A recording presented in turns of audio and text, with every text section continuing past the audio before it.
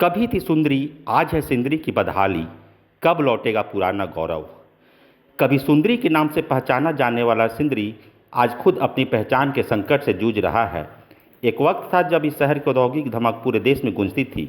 FCI खाद कारखाना इसकी शान था। रोजगार, रोशनी और रफ्तार से लबरेज सिंदरी आज सन्नाटे और सुविधाओं के अभाव में दम तोड़ रही है। अब हर कारखाना इसकी नई पहचान तो जरूर बन गया है, लेकिन हकीकत यह है कि एफसीआई और हर्ल के बीच की तनातनी ने विकास के पहियों को रोक सा दिया है। योजनाएं बनती तो हैं पर ज़मीन तक नहीं पहुंच पाती। शहर की गलियों में पीने का पानी, साफ सफाई, टूटती सड़कें, बिजली की आंख मिचौली, ये सब आम जनजीवन का हिस्सा बन चुका है। सिंदरी फिर से सुंदरी कब बनेगी, इन्हीं सवालों को लेकर जब सिटी लाइफ की टीम ने बात की सिंदरी क्षेत्र के समाजसेवी और जन अधिकार मंच के अध्यक्ष रंजीत कुमार से। आधा दर्जन से ज़्यादा सामाजिक संगठनों से जुड़े रंजीत सिंह ने साफ शब्दों में सिस्टम की विफलताओं को उजागर किया और बताया कि जनता आखिर कब तक इंतजार करती रहेगी। उन्होंने कहा कि जब तक एफसीआई और हर्ल आपसी समन्वय नहीं बनाएंगे तब तक सिंदरी के विकास का सपना अधूरा रहेगा। जनता के अधिकार और सुविधाएं किसी राजनीति की मोहताज नहीं होनी चाहिए। उन्होंने कहा कि सिंदरी को अगर सुंदरी बनाना है तो हम सभी को एक मंच पर आना।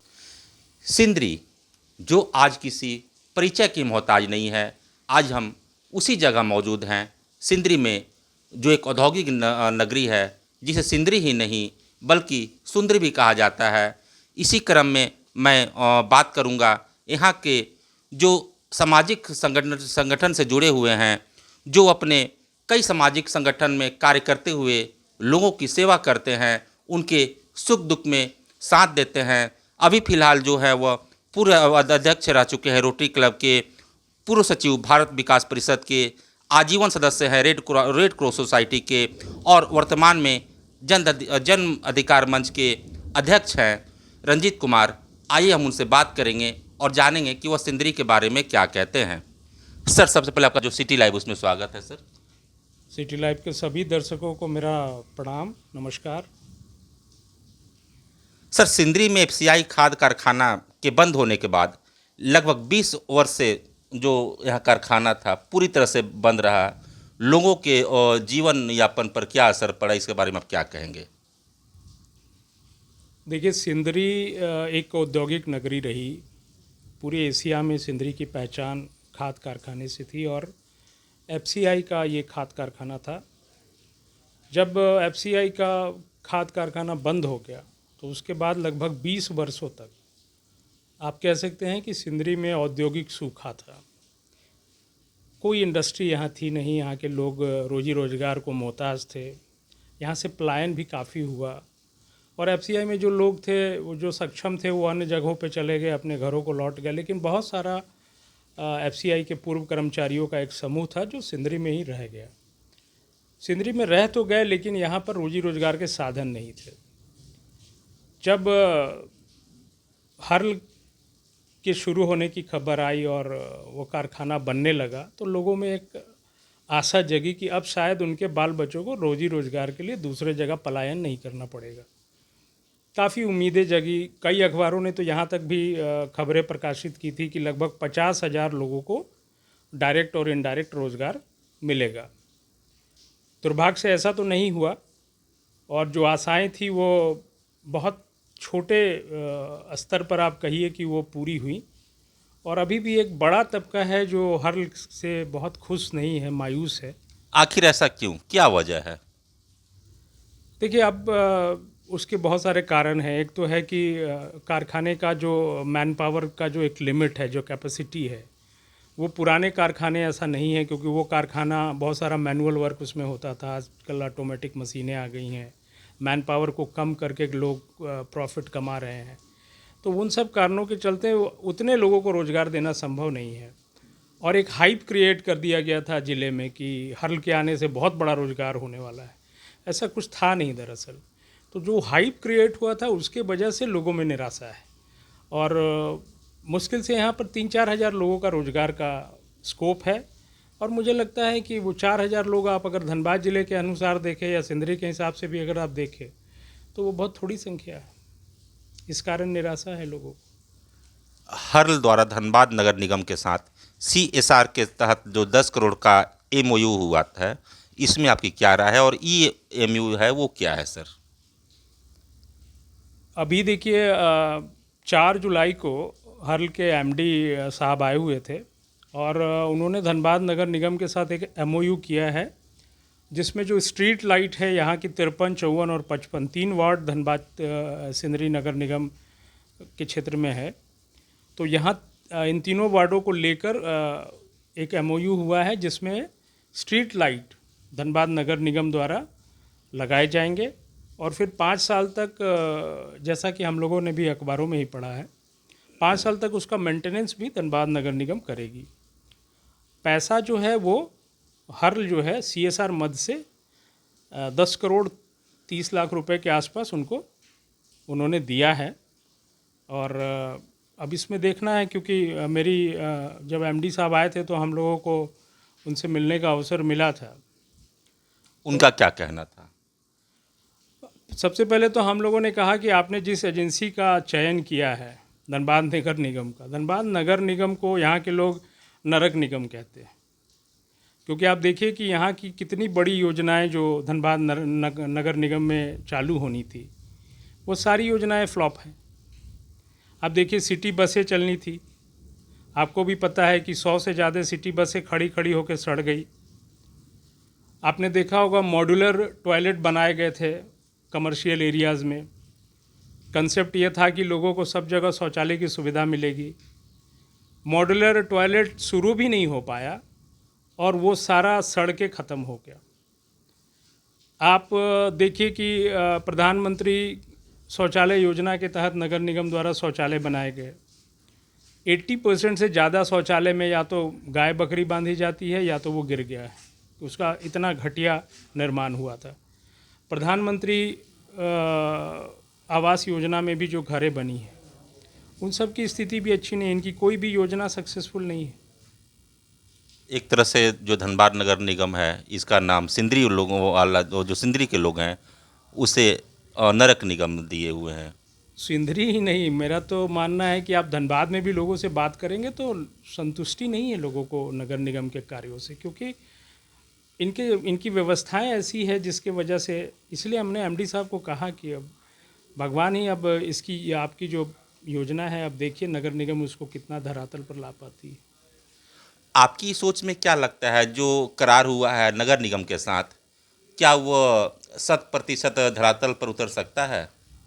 अगर नगर निगम ईमानदारी से प्रयास करे तो बिल्कुल, क्योंकि हर्ल ने तो एक ऑप्शन उनको दिया है, फंड उपलब्ध करा दिया है। अब नगर निगम को दिखाना पड़ेगा कि वो एक ऐसी एजेंसी हैं जिनको अगर आप पैसा देते हैं तो वो काम कर सकते हैं।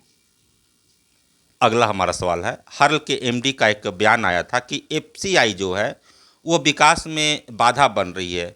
इसमें क्या सच्चाई है, क्या है पूरा मामला? देखिए, हम लोगों ने अखबार में जो पढ़ा है उसमें एक प्रेस रिलीज MD साहब का MOU के बाद जारी किया गया था हर्ल के द्वारा। वो जो ऑफिशियल प्रेस रिलीज है उसमें उन्होंने कुछ नहीं कहा है कि कौन बाधा कर रहा है, कौन नहीं कर रहा है। प्रेस कॉन्फ्रेंस के दौरान उन्होंने हो सकता है कि पत्रकारों से ये बात कही होगी, लेकिन HURL के ऑफिशियल रिलीज़ में इसका कहीं जिक्र नहीं है कि कौन बाधा खड़ा कर रहा है। कल हम लोगों ने आज के अखबार में हम लोगों ने देखा कि FCI के भू संपदा पदाधिकारी द्वारा उनके वक्तव्य का खंडन किया गया है, उसको झूठा करार दिया गया है, कहा गया है कि ये सत्य से परे है। तो सबसे पहले तो मुझे ये बड़ा हास्यास्पद लगा कि अगर हर्ल के MD ने कोई बात कही है तो उसका अगर खंडन होगा भी तो वो FCI के MD के द्वारा होना चाहिए। बिल्कुल। अगर मान लीजिए आपके अखबार के या आपके चैनल के खिलाफ में कोई आदमी कुछ कहता है, कोई संपादक कोई टिप्पणी करते हैं, तो आपके संपादक उसका जवाब देंगे, न कि आपका रिपोर्टर उसका जवाब देगा, आपके ऑफिस कर्मचारी उसका जवाब देंगे। तो ये बड़ा हास्यास्पद है कि हर्ल के MD ने कुछ कहा तो सिंदरी के भू संपदा पदाधिकारी ने एक प्रेस रिलीज जारी कर दिया। इसकी कोई आवश्यकता नहीं थी। ये ये बिना सोचे समझे किया हुआ काम है और ये बेकार सी बात है। हमारा अगला सवाल है, श्री देवदास अधिकारी ने हर्ल को एक मेन हॉस्पिटल का एक खेल सेंटर तथा शहरपुरा स्थित पुराने गर्ल्स स्कूल को CSR के तहत चलाने का अनुरोध किया है। इस पर आप क्या कहेंगे? देखिए, ये तो मैंने भी उनके प्रेस रिलीज में पढ़ा है कि उन्होंने कहा है कि भाई वो रिक्वेस्ट कर रहे हैं हर्ल से कि आप एक कोई मेन हॉस्पिटल या कोई सेंटर CHC हेल्थ सेंटर चलाइए। तो ये जो प्रोजेक्ट है इसमें तो FCI भी पार्टनर है। पार्टनर को इस तरह से अखबार में कहने की क्या ज़रूरत है? वो बोर्ड मीटिंग्स में मामला उठा सकते हैं। जब शुरू में MOU हुआ होगा उसी समय उनको अपने, जब वो लैंड दे रहे थे हर्ल को, उसी समय उनको अपनी एक शर्त रखनी चाहिए थी कि साहब सिंदरी के लोगों के लिए आप एक हॉस्पिटल का प्रपोजल रखिएगा, आप यहाँ के स्कूलों को रिवाइव करिएगा जो FCI के बंद होने से बंद हो गया था। अब बताइए कि 20 साल से सिंदरी में FCI द्वारा चल रहे जितने स्कूल थे, जब FCI का क्लोज़र हुआ वो स्कूलें बंद हो गए। उस समय FCI को इसकी सुध नहीं आई कि किसी एजेंसी को बुलाकर स्कूल को चलाया जाए। बहुत सारे लोग इंटरेस्टेड थे, उनसे कोई प्रपोजल नहीं लिया गया। अब जब 4 साल से HURL यहाँ पर आई है तो FCI ये कह रहा है कि आप हॉस्पिटल चलाइए, स्कूल चलाइए। ये काम तो उनको खुद करना चाहिए था। आखिर ये सारी प्रॉपर्टी FCI की है। FCI अगर चाहे तो वो खुद से स्कूल चलवा सकती है। उन्होंने उस समय क्या किया, जब हर्ल के लोग यहाँ आए तो उन्होंने उन सबको लेबर हंट बना दिया, सारे स्कूलों को। अब बड़ा विचित्र है, इस देश में राइट टू एजुकेशन का कानून है। आपको हर बच्चे को एजुकेशन देना है, ये इस देश का कानून है। और इसी देश की एक एजेंसी वो क्या करती है कि अपने स्कूलों में मज़दूरों को ठहराना शुरू कर देती है और अब दूसरे से उम्मीद कर रही है कि वो स्कूल चलाएं। आखिर ऐसा क्यों किया गया था? अब ये तो देखिए उनके जो उच्च अधिकारी हैं वही बता पाएंगे उनकी क्या पॉलिसी है। मेरा तो मानना है कि सिंदरी की जो समस्या है उसको FCI के जो यहाँ के स्थानीय पदाधिकारी हैं वो दिल्ली में गलत तरीके से प्रोजेक्ट करते हैं। वो सही तस्वीर यहाँ की पेश नहीं करते हैं दिल्ली में, और उस गलत तस्वीर को पेश करने के चलते ही आज सिंदरी में इतने सालों से कोई ढंग का पॉलिसी नहीं बन पाया, ना तो वो आवास से रिलेटेड, ना तो वो स्वास्थ्य से रिलेटेड, ना तो वो एजुकेशन से रिलेटेड। ये पूरी तरह से फेलियर है यहाँ के FCI के स्थानीय पदाधिकारियों का कि ये गलत रिपोर्टिंग करते हैं। फॉल्स इमेज दिल्ली में जाकर खुश करने के लिए एक गलत तस्वीर पेश करते हैं। आखिर ऐसा क्यों किया जाता है उन लोगों द्वारा? अपने फ़ायदे हैं, उनके निहित फ़ायदे हैं, अपने फ़ायदे के लिए करते हैं वो। सिंदरी में क्या हो रहा है FCI के द्वारा बंदरबाट क्वार्टर के मामले में, ज़मीन के मामले में, ये किसी से छिपा हुआ नहीं है। इसकी अगर जांच हो जाए तो बड़ा खुलासा होगा। हम लोग साक्ष्य जुटाने का प्रयास कर रहे हैं, लोगों से बात कर रहे हैं, देखते हैं, लेकिन ये अपना हित साधने का प्रयास है। हमारा अगला सवाल है, सिंदरी डोंगर को FCI द्वारा खाली कराने का नोटिस जारी किया है। वहाँ के लोगों को आशियाना जो है उजाड़ने का बात का सामने आ रहा है। लोगों का आशियाना जब उजड़ जाएगा तो वो कहाँ जाएंगे? उनका जो विस्थापित होंगे उनकी देख रेख कौन करेगा फिर? ये देखिए, आपने बहुत अच्छा सवाल पूछा है। सिंदरी में इस समय विस्थापन की समस्या तो है। जो क्वार्टर्स में लोग रह रहे थे, जैसे कि डोमगढ़ का आपने जिक्र किया, तो डोमगढ़ क्षेत्र को सेल को उसके कोयला खनन के लिए दिया गया है और वहाँ पे उनका एक OB डंप भी बनना है। तो वो मंत्रालय के स्तर पर उनकी अपनी एक पॉलिसी के तहत उसको दिया गया है। लेकिन सबसे बड़ा सवाल ये है कि जो लोग वहाँ रह रहे हैं, कई वर्षों से रह रहे हैं, तो उनका एक सम्मानजनक विस्थापन होना चाहिए। अब आप देखिए कि जैसे दिल्ली में आप देखेंगे कि DDA है, दिल्ली डेवलपमेंट अथॉरिटी है। दिल्ली में अक्सर आप पेपर में पढ़ेंगे कि वहाँ पर कोई झुग्गी झोपड़ी थी बहुत सारे लोगों को, उन लोगों का अवैध था, उसको सरकार ने रेगुलराइज कर दिया। उसको रेगुलराइज कर दिया सरकार ने, और रेगुलराइज करके कुछ टर्म्स कंडीशन पर उनको वो जगह दे दी। तो उससे क्या हुआ कि सरकार को रेवेन्यू भी मिल गया, और जो लोग बरसों से वहाँ रह रहे थे उनके सामने विस्थापन या आशियाना छीनने की समस्या नहीं आई। क्यों नहीं सिंदरी को भी इसी तर्ज पर, जहाँ पे लोग रह रहे हैं, आप उनको या तो रेगुलराइज करिए या उनके लिए कोई एक पॉलिसी लेके आइए कि साहब ठीक है आप यहाँ से हटेंगे, अब कोयला नीचे है ज़मीन के तो वो तो राष्ट्रीय संपत्ति है, उसको तो निकालना है। लेकिन ये कहीं नहीं बताया गया है कि कोयला निकालने के लिए लोगों को ऐसे ही बेघर कर दिया जाएगा, उनके लिए कोई पॉलिसी लाई जाए। तो यहाँ समस्या क्या हो रही है कि माने आप कह सकते हैं कि कोऑर्डिनेशन कमज़ोर हो गया है। अब हमारे सांसद महोदय और विधायक महोदय जो इस क्षेत्र के हैं वो इस मुद्दे को करेंगे, क्योंकि वो तो इलेक्टेड प्रतिनिधि हैं, उनके पास ताकत है, शक्ति है, संविधान का, कानून का, वही उसमें कुछ करेंगे। सिंदरी जिसे बुद्धिजीवियों का भी शहर कहा जाता है, लेकिन देखने में यह आ रहा है कि यहाँ की जो समस्या है वो जस की तस बनी हुई है। क्या कहेंगे आप? सिंदरी वाकई में बुद्धिजीवियों का शहर था, थोड़ा बहुत अंश अब बचा है। अब उसको वो कह सकते हैं कि एक थोड़ा सा पोर्शन है बुद्धिजीवियों का। असल समस्या ये नहीं है कि बुद्धिजीवियों का शहर है कि नहीं, असल समस्या ये है कि यहाँ लोग अलग अलग स्तर पर लड़ाई लड़ रहे हैं, और अभी आपको एक सामूहिक आवाज़ बनकर अपनी बातों को उठाना पड़ेगा। अगर आप अलग दृष्टिकोण से लड़ाई लड़ रहे हैं, कोई दूसरा आदमी अलग दृष्टिकोण से लड़ रहा है, तो इसके आपको फ़ायदे नहीं मिलेंगे, शहर को इसकी कीमत चुकानी पड़ेगी। कहने का मतलब यह है कि अगर लड़ाई लड़नी हो तो हम एकजुट होकर लड़नी पड़ेगी। 100% आपको ये नहीं सोचना होगा कि आप किस झंडे के अंतर्गत, राजनीतिक पार्टी के अंतर्गत या ट्रेड यूनियन के अंतर्गत या सामाजिक संगठन के अंतर्गत काम कर रहे हैं। आपको सिर्फ सिंदरी फर्स्ट के को दिमाग में रखकर कि सिंदरी को बचाना है, हम सब लोग को अपने ईगो को कंट्रोल करके एक मंच पर आना होगा। आप एक मंच पर नहीं आएंगे तो कभी भी आप ये नहीं समझिएगा कि आप इस लड़ाई को जीत पाएंगे। आपको एक मंच पर आना होगा, यही इसका समाधान है।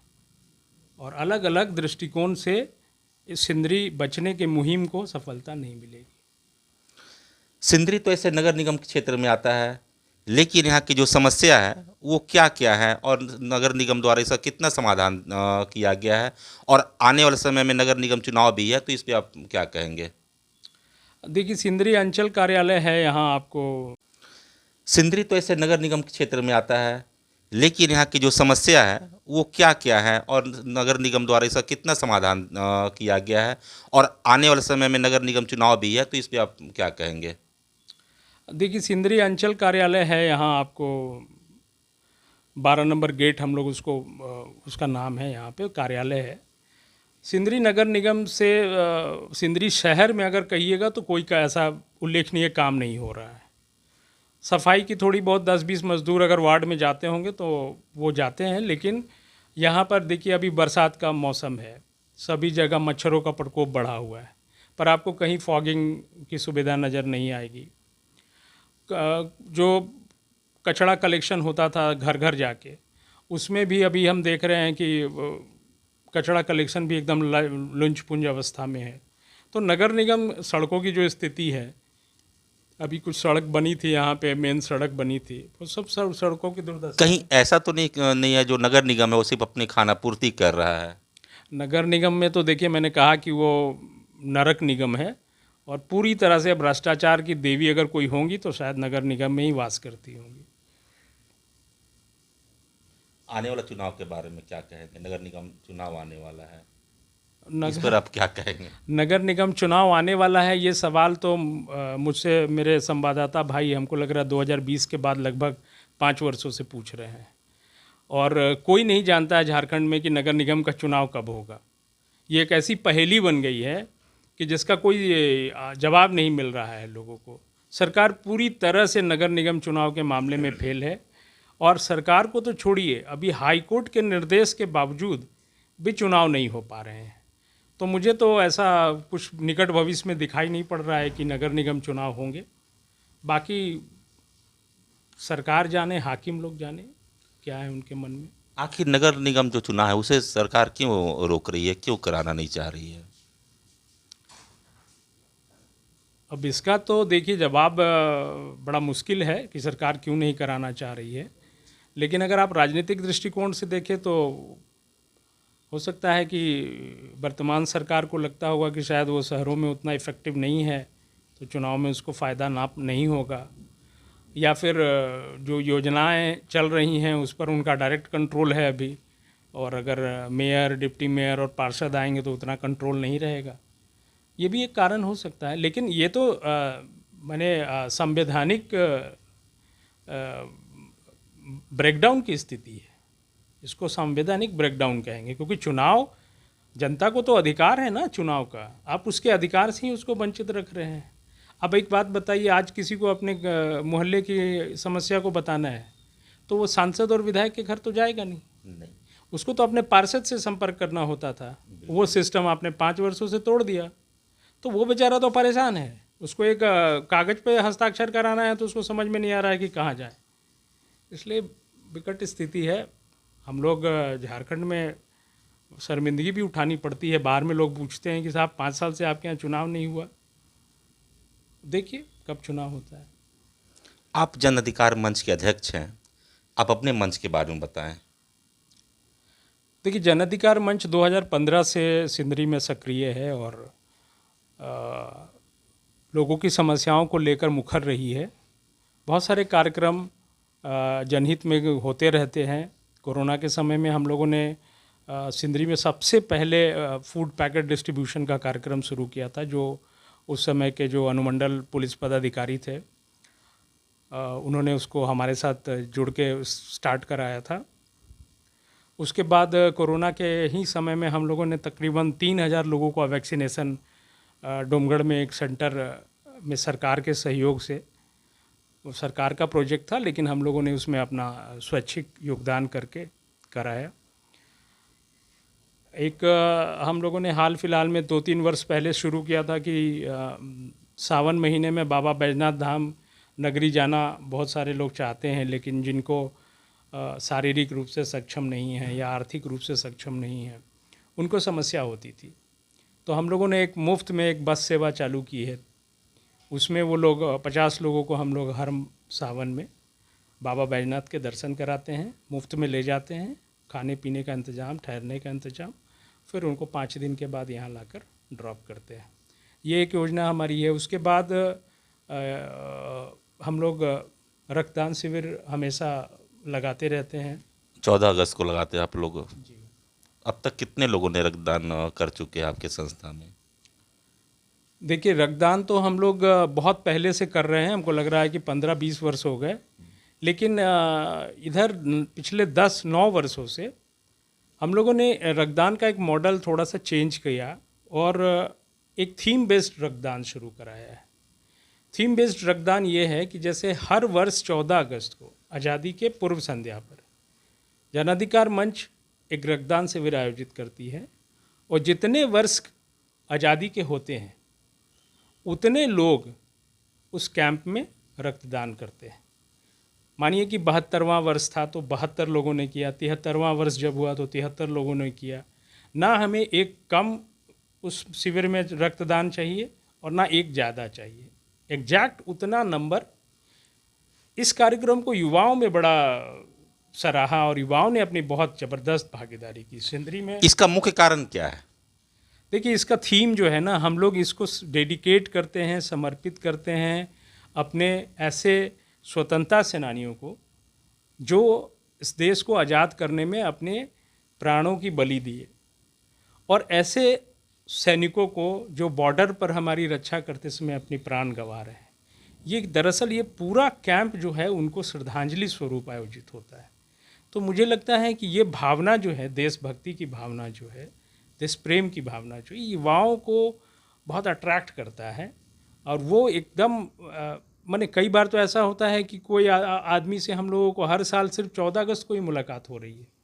वो कैंप के लिए ही आते हैं, रक्त देते हैं, चले जाते हैं।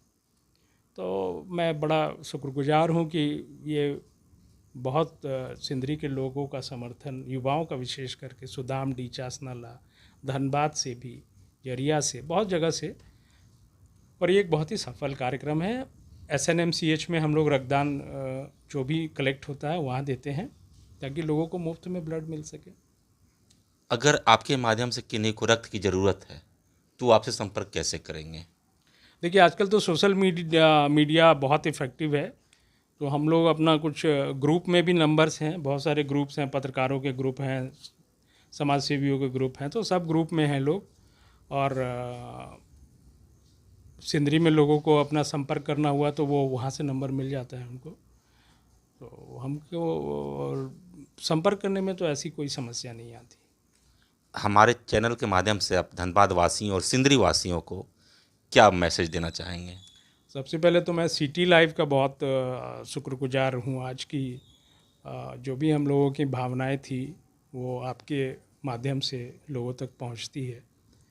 दूसरा है कि धनबाद एक बहुत ही ऐतिहासिक और बहुत ही महत्वपूर्ण शहर है, और आर्थिक दृष्टिकोण से धनबाद बहुत ही संपन्न जगह है।